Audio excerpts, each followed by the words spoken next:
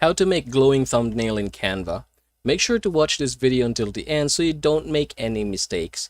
Now, in order for us to get this done, we're going to go ahead and look for a person. So say for example, this guy right here. Now, I'm just going to go ahead and remove the background of this particular person. Now, the next thing that we are going to do is basically this one right here. We're going to click the picture and then we are going to go ahead and click edit photo. Now, this time we can go ahead and start adding the shadows. Click glow. And we're going to go ahead and scroll down and we can go ahead and change it, say for example, to white. So as you can see, now we have the glow already. However, we can go ahead and pop it more. So I'm going to click this one right here. So this is kind of like a light.